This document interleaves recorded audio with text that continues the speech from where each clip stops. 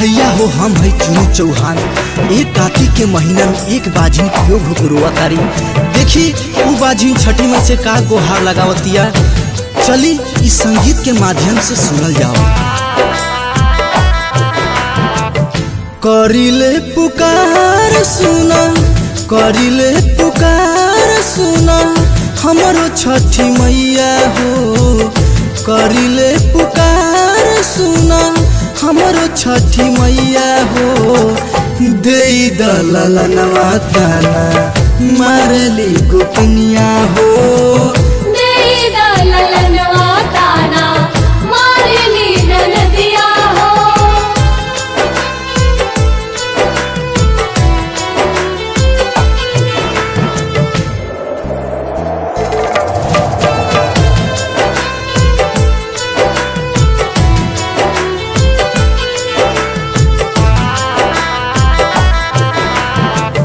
लेके आस मैया रहुए दुआर हो। पूरा कर दी सपना छठी मई हमार हो। लेके आस मैया रहुए दुआर हो। पूरा कर दी सपना छठी मई हमार हो। कोई नहीं के सुना हमरा जिंदगी के खेवैया हो।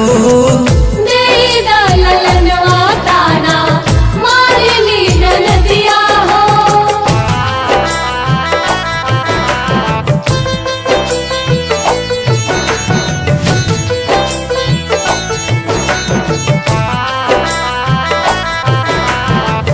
होई बलकवा हमरो कोसी राउर भरब।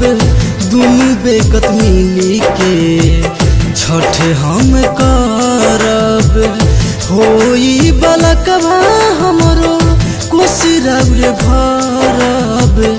दुनु बेकत मिली के छठ हम करब। भोला चुन के करिहा पार तू ही मैया हो।